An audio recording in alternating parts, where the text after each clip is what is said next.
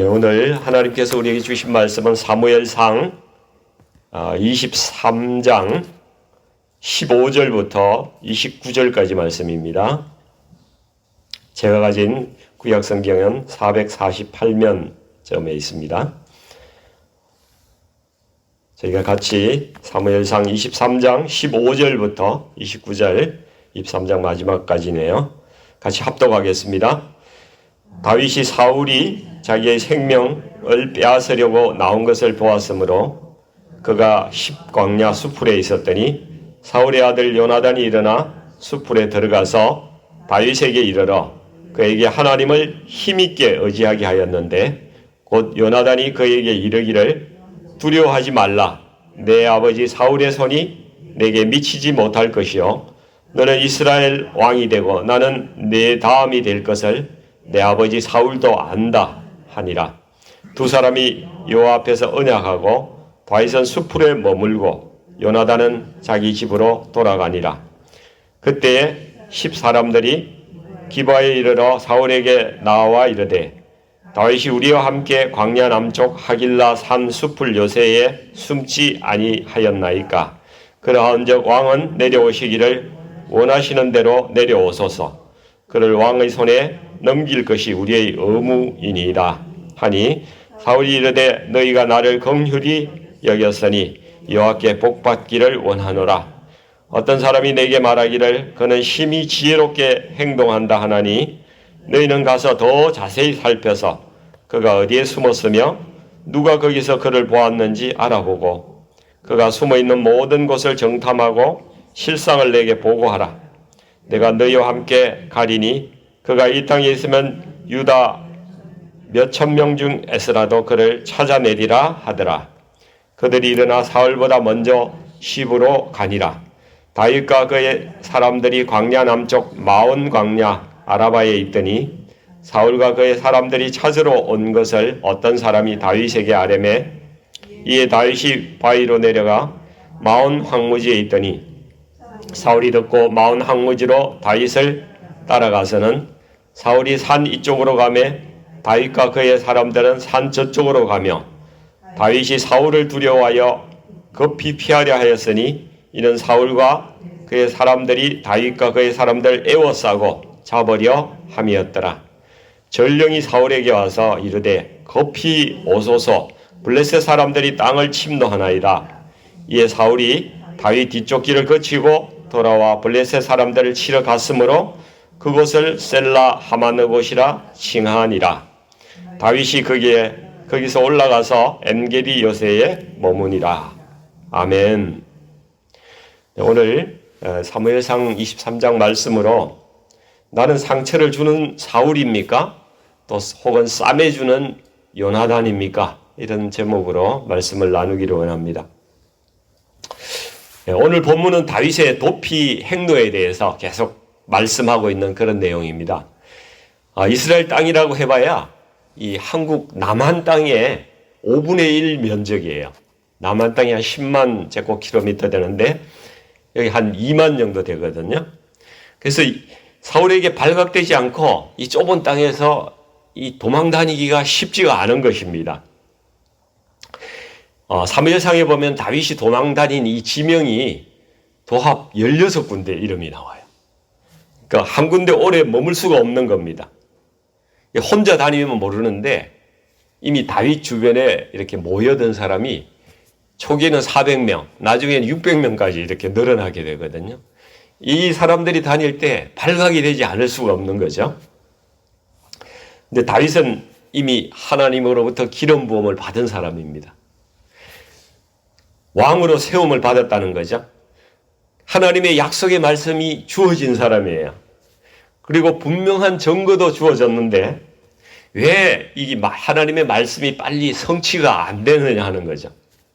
10년이나 되는 긴 세월 동안 다윗은 이 죽음의 한 발자국 바로 앞에 죽음의 문턱에서 계속 그렇게 살아가고 있는 그런 상황입니다.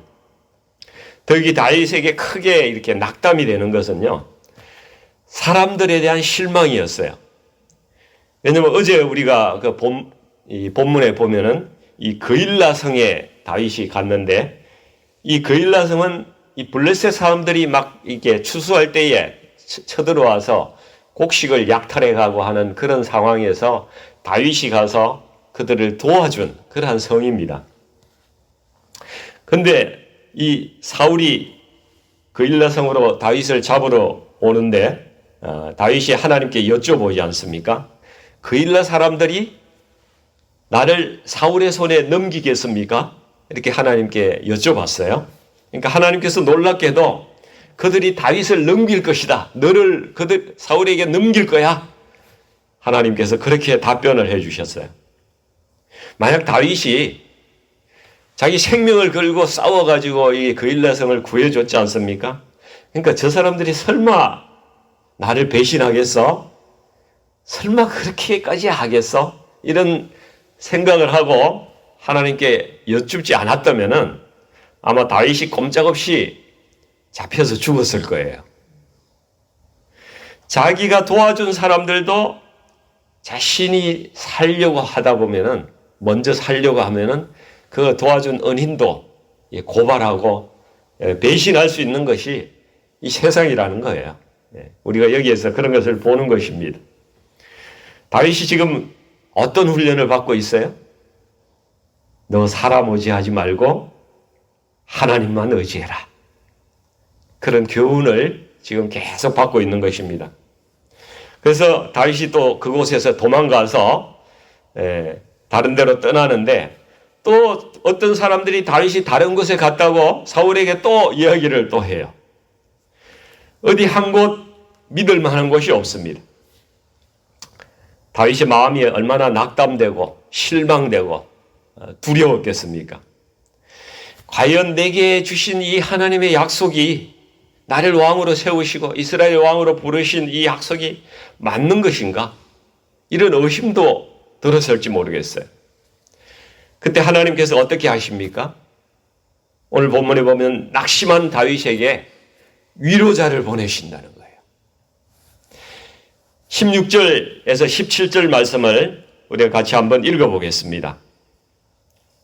사울의 아들 요나단이 일어나 숲풀에 들어가서 다윗에게 이르러 그에게 하나님을 힘있게 의지하게 하였는데 곧 요나단이 그에게 이르기를 두려워하지 말라. 내 아버지 사울의 손이 내게 미치지 못할 것이요 너는 이스라엘 왕이 되고 나는 내 다음이 될 것을 내 아버지 사울도 안다. 놀라운 말씀을 해주는 거죠. 이 사울이 다윗을 잡으러 오는 이 군대, 거기에 요나단이 같이 들어와 있는 거예요. 같이 와서 이런 위로를 주고 있습니다. 몰래 이제 다윗을 만나가지고 요나단의 입을 통해서 다윗에게 꼭 필요한 위로와 격려의 말씀을 전해주는 거예요. 하나님께서 다윗아, 너는 내 약속을 믿고 흔들리지 말라. 이런 말씀을 이 요나단의 입을 통해서 이야기를 해주고 있는 것입니다. 우리가 정말 힘들어할 때에 하나님께서 때때로 이렇게 위로의 메시지나 확신이 될 만한 증거를 우리에게 보여주시는 거죠. 성경 말씀을 통해서 때때로는 목회자의 또 설교를 통해서 또 배우자의 이야기를 통해서 친구의 입술을 통해서 여러 가지 경로로 우리에게 꼭 필요한 말씀을 주신다는 것을 우리가 기억해야 합니다. 그리고 그것을 잘 들어야 됩니다. 멜리 스티븐슨이라는 사람이 모래 위의 발자국이라는 시를 썼어요. 너무나 유명한 예화이기도 하고 많은 설교가들이 이야기를 합니다. Footprint in the sand. 여러분들도 아마 다 들으셨을 것 같아요. 한 사람이 꿈을 꾸는데 자기 인생에 늘 두 사람의 발자국이 이렇게 동행한 흔적을 보았습니다. 한 개는 자기 것이 분명하고 또 하나는 예수님의 발자국이었습니다. 그런데 언제부터인가 이 발자국이 한 개밖에 안 보이더라는 것이죠. 그때가 자기 인생에 가장 힘들고 외롭고 어려운 시간이었는데 말입니다. 그래서 주님, 왜 이때는 나와 동행하지 않으셨습니까? 그렇게 예수님께 여쭈었대요. 그때 내 사랑하는 자야, 나는 너를 잠시도 버린 적이 없다. 내가 가장 힘들어할 때에 한 사람의 발자국만 보이는 것은 내가 너를 업고 그렇기 때문이다. 이렇게 그 멜리 스티븐슨이라는 사람이 영어 시로 이렇게 쓴 것인데 제가 그냥 산문으로 쭉 읽었어요. 길어서. 여러 번 들어서 조금은 진부하게 생각할 수도 있는 이 예화를 제가 왜 아침에 이렇게 말씀드리는가 하면은 저도 목사가 되기 전에 한때 정신적으로 너무 힘들고 이렇게 아프고 어려울 때가 있었어요. 정말 너무 외롭기도 하고 그럴 때가 있었습니다. 그때 제 아내가 어느 날 제게 이 이야기를 해주는 거예요. 제가 그전에도 한번 들었거든요. 근데 그 이야기가 너무 위로가 되는 거예요. 그래서 그때 제가 막 눈물도 흘리고 많이 울면서 얼마나 많은 위로를 받았는지 몰라요. 지금 여러분들 중에 누군가는 주님께서 업고 이 힘든 인생길을 지나고 계신 분이 있을지도 모르겠습니다. 그리스도인들은요, 다른 사람을 위로할 수 있는 사람들입니다. 주님이 계시기 때문에. 형제 자매들을 위로하고 그 생명을 살리라고 부름을 받은 사람들이 그리스도인들이에요. 그래서 주님 오실 때까지 우리가 서로 위로하고 사랑하고 이 고단한 인생길, 이 어려움을 같이 견디면서 주님 오실 때까지 견디는 사람들이 바로 그리스도인들입니다. 이 요나단의 말을 듣고 다윗의 마음이 얼마나 위로가 되었겠어요. 그냥 모든 걸 포기하고 싶은 마음도 들었었는데 다시 소망과 힘이 생기는 겁니다. 오늘 사랑하는 우리 성도님들께서도 하나님께서 너 두려워하지 말라. 네 아무리 어렵고 외로워도 너 견딜 수 있다. 내가 너와 함께 한다. 나는 너를 사랑하는 네 하나님이 된다. 이런 위로의 음성을 들으시기를 축원드립니다. 하나님께서 다윗을 왜 이렇게 오랫동안 도망자의 신세로 이렇게 힘들게 살게 하실까요? 하나님께서 이 다윗을 금방 왕이 되도록 그렇게 세우실 능력이 없으셔서 그렇겠습니까? 하나님께서 그렇게 하시질 않으세요. 다윗이 철저하게 하나님만 의지하는 그러한 왕이 되기를 원하시기 때문입니다. 또 사람들이 왜 자꾸 다윗을 배신하는 이러한 일들이 생길까요? 사람 믿지 말고 너는 하나님만 의지하고 나를 따라오라. 이런 사인을 다윗에게 계속 주는 겁니다. 하나님께서 성도인 우리에게도 왜 고난과 어려움을 계속 주실까요?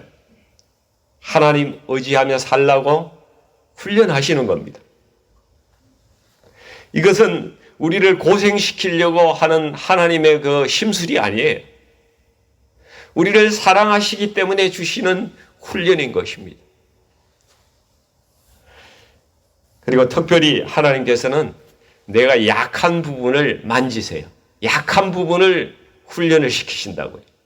내가 인간관계에 자꾸 문제가 생기잖아요. 다른 사람하고 부딪히고 그런 문제가 발생한다면은 하나님께서는 나의 인간관계의 이 문제를 근본적인 문제로 보고 계시다는 거죠. 그것을 고치시고 다듬으시려고 계속 문제를 주시는 거예요. 힘들게 하시는 겁니다. 내가 그걸 빨리 깨닫고 고치면은 그 고난에서 벗어날 수가 있는데 그것을 깨닫지 못하면 계속 그 문제가 훈련으로 계속 온다는 것입니다. 우리가 이것을 깨달아야 합니다. 이제 19절에서 24절까지 말씀을 한번 보시면은요, 10사람들이라는 사람들이 이 사울의 왕궁에 있는 그 왕궁이 있는 기브아라는 곳이 있어요. 베냐민 지파의 장소죠. 그 기브아까지 찾아가서 사울에게 다윗이 우리가 사는 수풀에 숨어 있으니까 언제든지 내려오면은 우리가 그를 왕의 손에 넘겨주겠다고 이렇게 밀고를 합니다. 이 사람들이 사울에게 겁을 집어먹어서 그래요. 전에 다윗에게 떡과 칼을 이렇게 줬다고 사울이 노베 제사장 85명을 다 죽인 사건이 있죠. 이 일이 그 제사장까지 죽인 그 일이 이스라엘의 모든 곳에 공포를 준 것이죠. 그래서 사람들이 다윗을 숨겼다가는 자기들에게 어떤 보복이 올지 모르니까 미리 가서 사울에게 신고를 하는 겁니다. 백성들에게 그냥 이 사울이 공포정치를 하고 있는 것이죠. 이건 이스라엘 백성들의 자업자득입니다. 왜냐하면 백성들이 하나님 말고 세상의 왕을 세워달라고 얼마나 고집을 피웠습니까? 그래서 세워진 왕이 사울 왕이거든요. 그래서 자업자득의 그 피해를 보고 있는 거예요. 이 다윗이 그래서 마온 광야라는 곳에 있을 때에 사울이 여기를 급습합니다. 26절을 보니까 상황이 엄청 급박한 순간이었던 것 같아요. 사울이 산 이쪽으로 가는데 다윗이 그 사람들과 산 저쪽으로 가면서 이렇게 막 다윗이 사울을 두려워하여 얼마나 가까이 있었으면 두려웠겠습니까? 급히 피하려 하였는데 이는 사울과 그의 사람들이 다윗과 그의 사람들을 에워싸고 잡으려 함이었더라. 이렇게 나오고 있습니다. 거의 잡힐 뻔한 거예요. 일보 직전에 피할 수 있었는데 근데 이 지금 포위가 돼서 아슬아슬하게 언제 잡힐지 모르는 그런 급박한 상황입니다. 그 위기의 순간에 하나님께서 개입을 하고 계세요. 갑자기 전령을 보내와서 블레셋이 쳐들어와서 우리 땅을 지금 짓밟고 있으니까 약탈당하고 있습니다. 빨리 왕이 와서 이게 돌아와서 블레셋을 물리쳐 주십시오. 그래서 사울이 다윗을 잡는 것을 포기하고 이 블레셋을 빨리 가서 대응해야 되겠다고 이렇게 생각을 했습니다. 그래서 거의 다 잡은 다윗을 놔주고 급히 돌아갑니다. 하나님의 은혜죠. 하나님께서 구해주시는 겁니다. 그래서 그곳을 셀라 하마느곳이라고 이렇게 불렀다고 이 성경은 말씀하고 있습니다. 이 셀라 하마느곳이라는 이름은 분리된 바위다, 분리되는 바위다 이런 뜻입니다. 전라북도 무주에 가보면은 이 차를 타고 가다 보면은 어느 동굴 하나를 이렇게 지나가게 되는데요. 그 굴 이름이 나제통문이라고 있어요. 나제통문. 가보신 분도 계실 거예요. 나는 신라를 이야기하고요. 제는 백제를 이야기하는 거예요. 신라와 백제가 통하던 문이다 이런 뜻이죠. 굴이에요. 그냥 차가 그 밑으로 이렇게 들어가게 됩니다. 아마 셀라 하마느곳도 이렇게 양쪽이 갈라지는 어떤 협곡의 어떤 지형이었던 것 같아요. 하나님께서는 사울에게서 다윗을 분리시키는 그러한 일을 하시죠. 당신의 백성을 세상으로부터 분리시키는 분이 그 하마느곳, 셀라 하마느곳으로부터 당신의 백성을 이 사울에게서 이 다윗을 분리시키듯이 하나님은 세상으로부터 우리를 분리시키시는 분이십니다. 하나님께서는 출애굽 때 자기 백성들을 애국과 분리하셔서 죽음으로부터 구원하셨습니다. 문설주의 피를 바른 그 집만 구원을 받았죠. 우리 성도님들 마음 문에 예수님의 보혈을 바르셨습니까? 그걸 발라야 세상으로부터 구별되고 주님으로부터 구원받는 것입니다. 이스라엘 백성이 여리고성을 함락시키고 그 모든 여리고의 백성들을 진멸할 때에 기생 라합은 자기 집에 붉은 띠를 메어서 이렇게 표시를 했습니다. 다른 백성들하고 자기 집을 분리시킨 것이죠. 그래서 생명을 구할 수 있었습니다. 이 붉은 띠도 무엇을 의미하는 것입니까? 예수님의 보혈을 의미하는 것입니다. 예수님의 보혈을 우리가 마음에 발라야 세상과 구별되는 것입니다. 예수님이 십자가에 달리셨을 때 좌우에 강도가 이렇게 같이 매달렸습니다. 한 강도는 마지막 순간에 십자가에서 예수님 믿고 낙원에 가는 그런 은혜를 받았지만 다른 강도는 저주하면서 예수님을 저주하면서 지옥으로 갔습니다. 우리는 세상과 하나님을 다 택할 수가 없습니다. 어느 한쪽만 택해야 됩니다. 예수님을 선택하든지 사단을 선택하든지 천국을 선택하든지 지옥을 선택하든지 하나님을 선택하든지 돈을 선택하든지 사랑을 선택하든지 미움을 선택하든지 찬송을 선택하든지 저주를 선택하든지 우리는 어느 한쪽을 선택해야 하는 것입니다. 이것이 세상으로부터의 분리입니다. 사랑하는 성도님들, 우리의 셀라 하마느 곳은 어디입니까? 우리를 세상으로부터 불러내셨다는 말이 헬라어로 에클레시아라는 말입니다. 그래서 교회를 에클레시아라고 이야기해요. 에클레시아. 하나님께서 우리를 세상에서 분리하셔서 교회로 부르셨다는 것입니다.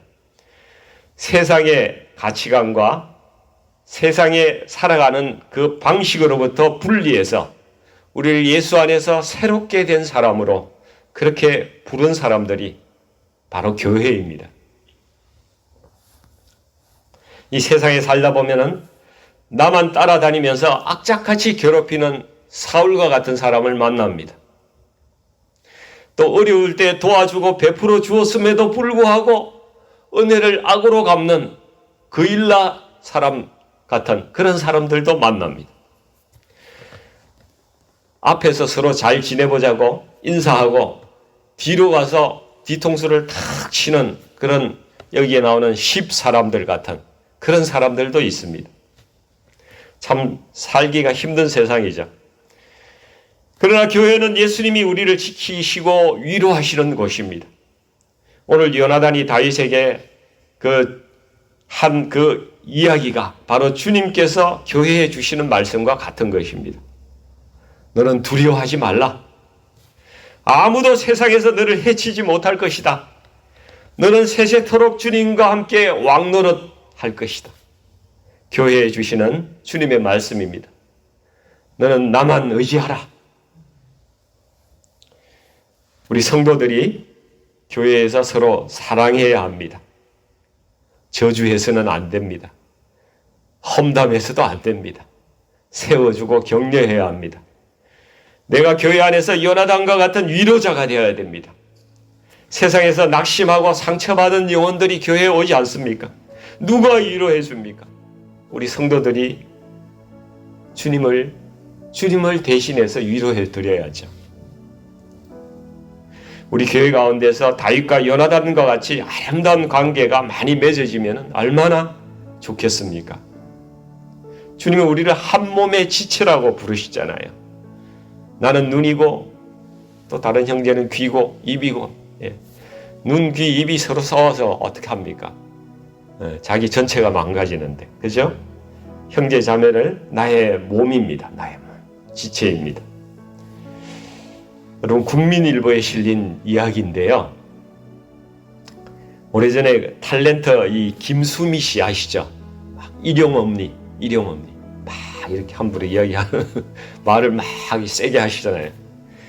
김수미 씨가 남편 이 사업을 실패해서 동료들한테 이렇게 돈을 막 빌렸대요. 이리저리 막 돈 빌리느라고 정신이 없을 그럴 때가 있었는데 동년배 좀 언니가 되는 우리 김혜자 권사님이 야 다른 데 가서 돈 꾸지 말고 여기 내 전 재산이 있으니까 이 가지고 쓰라고 통장을 주더랍니다. 내가 다음 달에 아프리카 가려고 했는데 아프리카가 여기 있었네 그러면서 이 통장을 주고 다 찾아서 해결하고 나한테 안 갚아도 돼. 나중에 혹시 돈이 넘쳐나면 나한테 막 갚아주든지 이러고 줬답니다. 김수미 씨가 그 빚을 그걸 가지고 다 갚고 그 후에 자기가 돈을 벌어서 받은 돈을 다시 다 돌려줬다고 합니다. 그래서 김수미 씨가 만약에 언니가 아프리카에서 그 활동하다가 포로가 되면은 내 모든 것을 다 들여서 구하겠다고 이렇게 감사를 표시하는 것을 본 적이 있습니다. 그래서인지 어릴 때 크리스찬이었던 김수미 씨가 56년 동안을 주님을 떠났다가 다시 돌아왔대요. 주님께 다시 돌아왔답니다. 이 이야기를 보면서 마치 김혜자 권사님은 요나단과 같아요. 그리고 김수미 씨는 이 받은 은혜를 나중에 다시 다 갚은 다윗과 같다. 이런 생각이 들었습니다. 정말 아름다운 우정이죠. 저는 우리 교회에도 이런 요나단과 같은 위로자들이 많이 생겨나기를 원합니다. 이웃을 위해서 자신에게 있는 것들, 그것을 아끼지 아니하고 내어주고 위로하고 또 낙담한 형제 자매들을 살리는 그런 요나단, 그런 사람들 말입니다. 혹시 지금까지는 내가 다른 사람에게 상처를 주는 사람이었다면 오늘부터 이제는 정말 요나단과 같이 사람을 살리는, 힘을 주는 그런 사람이 되기를 원합니다. 그렇게 결단하며 나가기를 원합니다. 우리 모두가 주님의 성품을 담기로 결단하는 아침이 이 새벽이 되기를 원합니다. 그렇게 살아가기를 간절히 축원드립니다. 아멘, 아멘. 기도하겠습니다.